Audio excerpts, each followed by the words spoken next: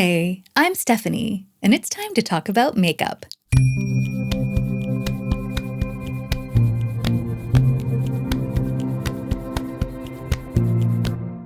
Welcome to Makeup Monday, and happy spring! Spring has definitely sprung around here, and I know that for a fact because my eyes are watering, my nose is running, and it was probably not the most logical idea to then put peacock-colored makeup on my face, but you know what? I was inspired. I took a walk. I saw these cute little baby buds peeping out of their winter shells, just waiting to become leaves and flowers. And I was inspired to paint myself like a flower. So here we are. Today, I thought I would do a favorites video, but it's not like the type of favorites video that I think you'll typically see on beauty YouTube, because I think a lot of creators use the favorites format to showcase their favorite new purchases of the past month. In my case, I'm on a low buy. I'm not purchasing any makeup this year, so I don't have any like brand shiny new products to share with you, but that doesn't mean I can't have new favorites from my collection. Because, you know, if you're a makeup lover and you've been doing makeup for a while, you've probably noticed that trends come and go, your preferences change. Sometimes you rediscover old techniques. Sometimes you rediscover an old thing that you kind of forgot that you really loved. And so those are the sorts of things I'll be talking about today. And I'm going to be focusing more on like techniques and colors and textures. And I think a lot of people have these sorts of things already in their makeup kits. So I'm hoping that like by sharing the joy that I have found in these things, then maybe it could inspire you to find joy in some of the things that you already have and like bring a little bit of freshness into your collection. So if that sounds good to you, if you enjoy content that focuses a lot on gratitude and using what we have and a little bit less on the purchasing aspect, then I hope you will consider subscribing. All of the favorite things I mentioned in this video, by the way, are on my face, so you'll be able to see if you like them or not.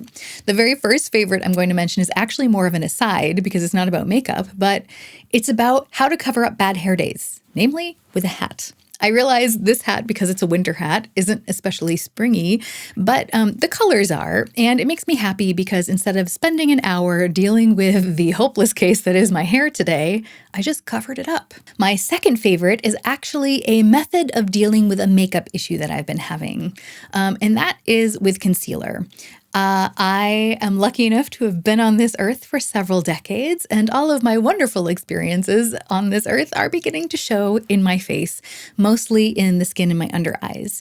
It's just gotten a lot thinner, the fine lines are getting less fine, and I just feel like concealer has been aging me lately, but it's something that I still want to keep wearing because I have very dark circles under my eyes. I always have, and I would rather look a little bit older than I am than look like I got punched in the face. So I've been trying different ways to wear my concealers that aren't quite as aging. And, you know, one of the secrets is, of course, just to wear less, to wear a thinner layer. And so I have been doing that. I find that like the best way so far has been to apply a very thin layer of color corrector and then a very thin layer of concealer just where I have the dark circles. And that usually works pretty well. But what I find is that like it looks great when I apply it. And then, you know, 2 hours later, after I've lived in it and smiled in it for a while, all of a sudden I look back at my makeup and I'm like, I look dry and crepey, and my skin looks very tired. And so I've been trying to find ways to like make that better. And, you know, I tried not using powder because I don't have problems with the creasing of concealer under my eyes. So like going without powder is perfectly fine, but that didn't really help much. And then I discovered that I had a couple of samples of different creams laying around, and I thought, what would happen if I just put that cream on over my concealer? I was using this. It's empty now, but it's the Belief Moisturizing Eye Balm, and it's like a very lightweight gel. And so what I would do is if I looked in the mirror and saw that my eyes were just looking dry and tired, I would just tap a tiny bit of this on over my concealer. And at first I was a little bit scared that it might actually like remove some of the product, but I found that it really didn't. It just kind of soaked in and made my under eyes look a little bit more juicy and a little bit more alive and awake. So I really liked this, but I ran out of it. So I started using this sample instead. And this is the Josie Maran Surreal Skin Argan Finishing Balm. So it's not like an eye cream. And this is like a heavier weight product. It's not like super heavy, but it's definitely not a lightweight gel like this one. And I find that if I use a little bit of this, it also essentially does the job. I think personally a lightweight gel works better, but I don't think it necessarily has to be an eye cream. I think any lightweight moisturizer would probably work pretty well because I have used a couple of different of these like little sample things from different brands, and all of the lightweight ones seemed to work really well. So that's just a method of making my concealer look a little bit juicier and hydrated and making my eyes look a little bit more awake. The next thing I've been loving has to do with contouring. And I know that contouring is like a trend that's kind of on the outs right now, but I don't know. I love trends. I love watching them. I love jumping on board. Sometimes they're really fun, but I'm also the kind of person who I just like to do what I want to do when I want to do it. Because I am who I want to be, how I want to be, what I want to be, when I want to be it. I love 50s pin curls. I love 40s hairstyles. I love corsets from the Victorian era. So I wear all those things and have fun with them. And so contouring is something that I happen to like for my face.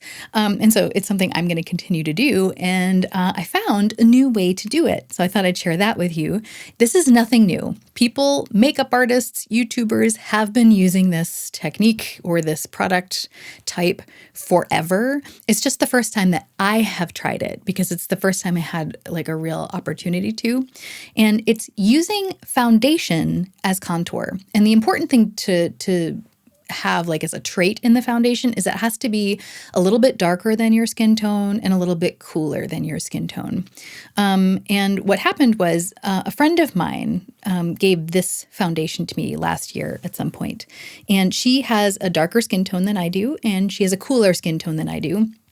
And she just didn't like the finish of this. And she gave it to me because she's like, you'll find a way to use it. You always do. And she's right. I did find a way to use it.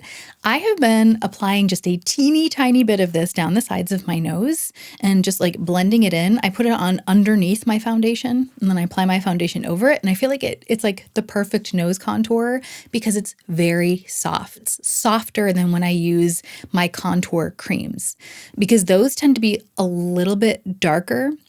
And I can still get a really good soft result with them because they're very blendable, but I feel like this color just lends itself particularly well to a contour on my skin tone. Just to give you a brief idea of what I'm talking about color-wise, I did a couple of swatches next to each other. So the swatch closest to my wrist in the footage that you're seeing right now is the Estee Lauder. Then the middle swatch is Salt New York, and the upper swatch is my Kevyn Aucoin contour cream. And you can see that they're all slightly different, but I've really enjoyed this Estee Lauder one for my skin tone. I'm wearing it today, and I feel like it doesn't look like I've contoured my nose. It just looks nice. It's a good way to use foundation matches that aren't perfect for you. Because I know that sometimes like I'll buy a foundation thinking that it matches, and then like it's slightly off. And the good thing is if it's just slightly off, that's when it works best.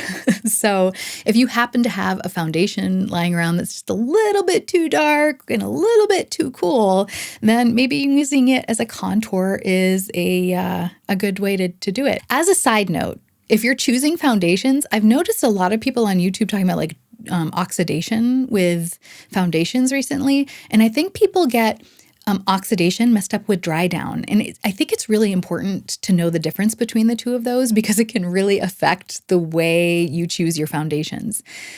Foundation is essentially paint. And if you've ever painted your walls, you'll know that the color that you paint your walls, like while it's still wet, is a lot of times very different than the color it is when it dries. And that's just because the moisture evaporates. And so like when you're trying a new foundation in store, like if you can swatch it, what I tend to do is I'll like put a swatch from like here to here. And then I'll walk around the store for a while and let it dry and let it set down. And, after maybe 10, 15 minutes of like browsing, then I'll come back and I'll look in a mirror. And then I find I can see how dark or light or what the undertones really are for a foundation. Oxidation is a little bit different. Oxidation is when the color of your foundation changes throughout the day because it's being exposed to air. Some foundations oxidize and like they turned orangish during the day, and others don't. And so like, I just think it's important to know that dry down is a thing, and that when you're swatching foundations, you can't just like swatch it like you can an eyeshadow and be like, oh, that's the color it is. No, you have to wait for it to dry down. My next favorite is kind of related to contour, but has more to do with blush and using blush draping as a form of contouring.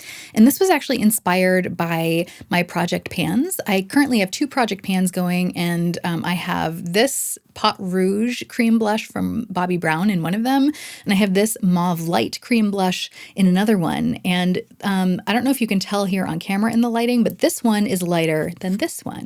And so what I've been doing is I have been applying this lighter color towards like the top of my cheeks up here, and I've been applying this darker color underneath, like where I would normally put a contour. I'm not doing any other contouring. I'm just using blush to do my contour, and I've really been enjoying it.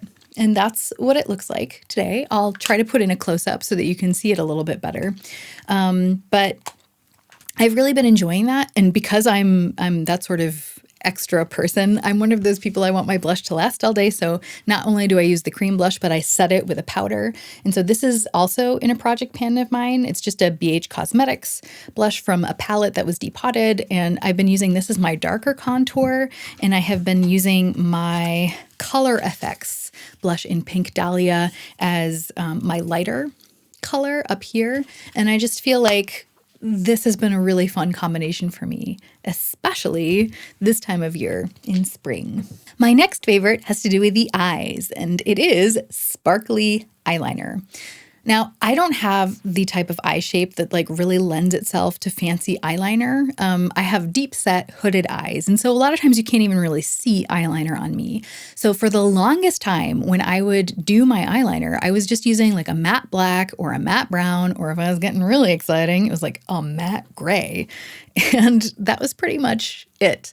And I was just using it to define my eyes. But then I was watching a Lisa Eldridge video, and it must have been a couple years ago now. And in it, she was using like sparkly brown eyeliner on someone. And she was like, I just love the way you can see a little bit of the sparkle through the eyelashes. And I was like, I like sparkle. I like eyelashes. So I went out and I got a brown sparkly eyeliner, and I realized, like, I don't know if anybody else can see it, but I can see the sparkle. So I fell in love with that.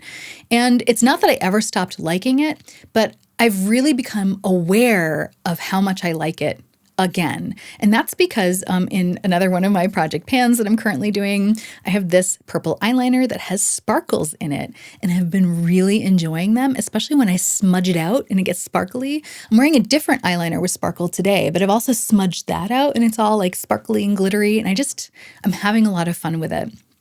So I've been enjoying it either in gel form, where I can smudge it out, or in liquid form when it's more defined. I've been really enjoying the extra bit of dimension that it adds, even if I'm the only one who sees it.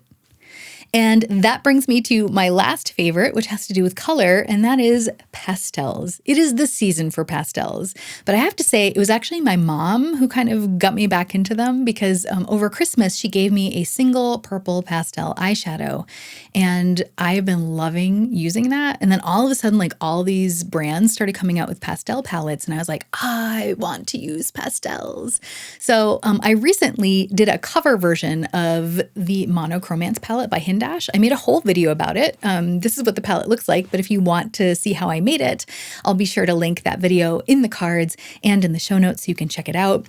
But what I did with this is I wanted to make sure that I got as close to the Hindash formula as possible. His formula is very finely milled and very silky, so you can get very soft, blown out looks with it. And so I've been enjoying the really soft pastel looks I've been getting with this palette, but it made me kind of crave like a more dramatic look, more like this. And I was just like, I wonder if I could even do that. And so I decided I would also do a cover version of Natasha Denona's pastel palette. So I made one. It looks like this. I did make a video about it, but I didn't edit it yet. And so if you'd be interested in seeing that, please let me know in the comments because I have no problem. I can go edit that. I just didn't know if anybody would be interested in it. But I've been having a lot of fun with this so far. Today is actually the first time I used it. But as you can see, it's very impactful. And if you want to compare, you can go over to my Instagram because last week I was posting all of the looks that I had done with the Hindash cover version. And so this week I'm going to be posting pictures that I do with this palette. And I'm a little bit overwhelmed because this is a lot more color than I normally tend to wear. But I have to say, I'm having so much fun with it. And I feel like it put me in a good mood. And that's good because I've got a lot going on this week. And I want to make sure I do everything possible to put myself in the best mood possible. Speaking of things that put me in a good mood, you clicking on this video made me happy. Thanks so much for hanging out with me today. I hope you have a wonderful week and that we can all remember that even stumbling can be a form of moving forward. So let's stumble in style.